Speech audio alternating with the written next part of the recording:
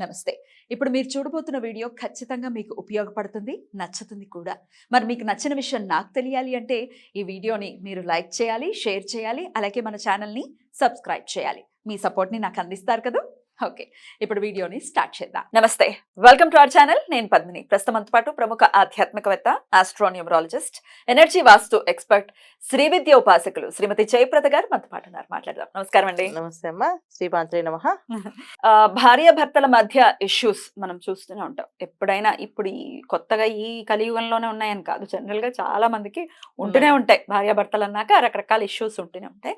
అయితే చిన్న చిన్న విషయాలకు కూడా విడిపోతాము, ఇంకా అవసరం లేదు అని చెప్పి వెళ్ళటం అనేది కూడా చూస్తున్నాం. అది ఇప్పుడు ఉన్న కొత్త అప్డేట్, ఇప్పుడున్న జంటల్లో మనం చూస్తూ ఉన్నట్టయితే. అందుకే కదా డివోర్స్ కేసెస్ ఇంతలా పెరిగిపోతున్నాయి. నిన్ననే నేను ఒక విషయం విన్నాను. అమ్మాయికి భర్తతో కలిసి ఉండాలనే ఉంది. అత్తగారి ప్రాబ్లము. సో నేను కలిసి ఉండను, నేను బయటకు వచ్చేస్తాను, అత్తగారితో మాట్లాడొద్దు అని గొడవ.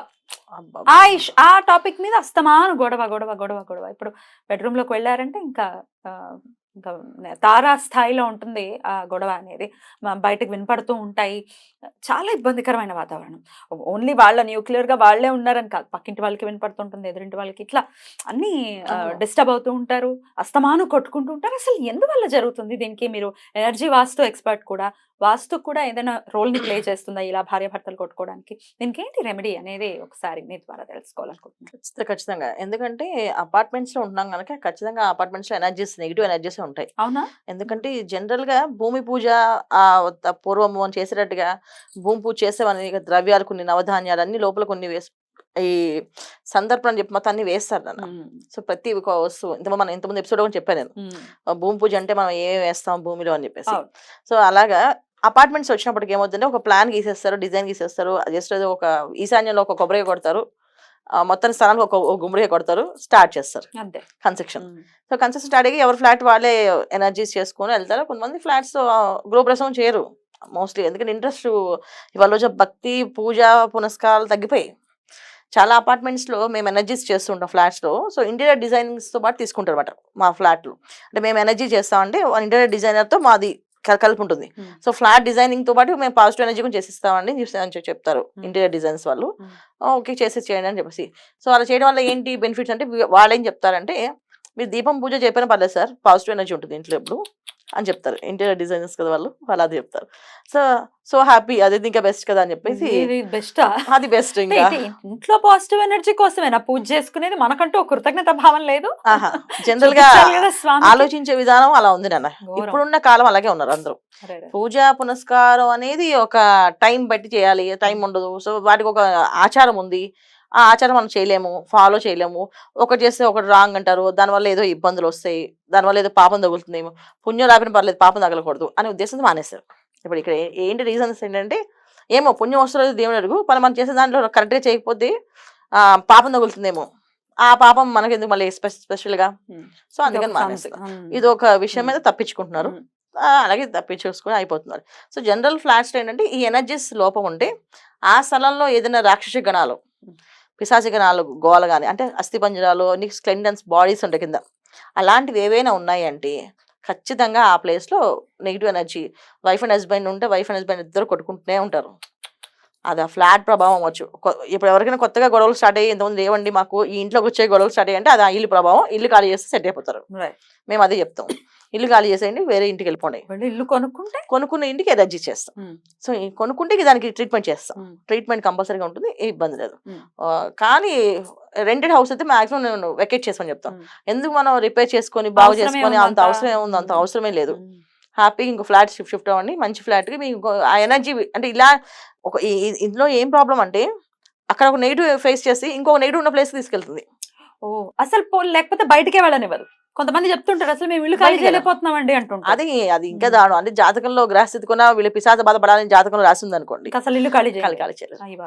ఇంకా వాళ్ళు ఆ ఇంట్లోంచి బయటపడలేరు, ఆ ఇంట్లోంచి కలిసి రాదు, ఇంకా నానా రకమైన ఇబ్బందులు, అనారోగ్య సమస్యలు కూడా వస్తాయి. చాలా అనారోగ్య సమస్యలు ఫేస్ చేయాల్సి వస్తుంది వీళ్ళు. సో ఈ రెండు ఇవన్నీ ఫేస్ చేయడానికి కారణం అంటే జాతకము ప్లస్ వాస్తు రెండు మ్యాచ్ అయినప్పుడు చాలా ఇబ్బంది పడతారు. అంటే వాస్తు బాగాలేక జాతకంలో కానీ గ్రహస్థితి కూడా దశ బాగాలేదనుకోండి ఖచ్చితంగా వీళ్ళు బాధపడుతుంటారు. రైట్. సో వీళ్ళకి మనం ఎనర్జీస్ అంటే ఏంటంటే ఇల్లు మనం పగలగొట్టకుండా కూలగొట్టకుండా చేసే ఎనర్జీ ట్రీట్మెంట్. సో మీరు అన్నట్టు భార్యాభర్తల సమస్య అనుకోండి, ఇప్పుడు మనం అవన్నీ తీసేద్దాం, ఒక భార్యాభర్తల సమస్య గురించి మాట్లాడుకుందాం. సో ఒక బెడ్రూమ్లోకి వెళ్ళగానే వీళ్ళిద్దరు కొట్టుకుంటున్నారు. సో మిగతా టైంలో బాగానే ఉంటున్నారు, బెడ్రూమ్లోకి వెళ్ళి కొట్టుకుంటున్నారు. సో ఆ బెడ్రూమ్ ఒకటి ట్రీట్ చేస్తే సరిపోతుంది. సో ఆ బెడ్రూమ్లో ఏం చేయాలి వీళ్ళు అంటే, ఆ బెడ్రూమ్లో వీళ్ళు తీసుకోవాల్సిన జాగ్రత్తలు ఏంటి అంటే, ఫస్ట్ ఆ బెడ్రూమ్లో ఏమైనా కర్టెన్స్ ఏ కలర్లో ఉన్నాయి, ఓకే, బెడ్షీట్ ఏ కలర్లో ఉంది, మేము ఎనర్జీస్ అంటే అలా చెక్ చేస్తాం. సో బెడ్ మీద ఉన్న బెడ్షీట్స్ ఎక్కువ వీళ్ళు డార్క్ కలర్స్ వాడకూడదు. ఎప్పుడైతే గొడవలు వస్తున్నాయో, వైఫ్ అండ్ హస్బెండ్ ఇద్దరికి గొడవలు వస్తాయో అంటే ఆ రూమ్ లో నెగిటివ్ ఎనర్జీ ఎక్కువ ఉంది. సో నెగిటివ్ కి ఎక్కువ ఎఫెక్ట్ గా అంటే ఎక్కువ బ్యాలెన్స్ చేసేది ఏంటంటే నెగిటివ్ లాగా negative colours, dark colours. So dark colours అని తీసేయాలి. సో డార్క్ కలర్ బెడ్షీట్స్ కానీ డార్క్ కలర్ కర్టెన్స్ గా ఉన్నాయి ఆ ఇంట్లో, తీసేసేయండి ఫస్ట్.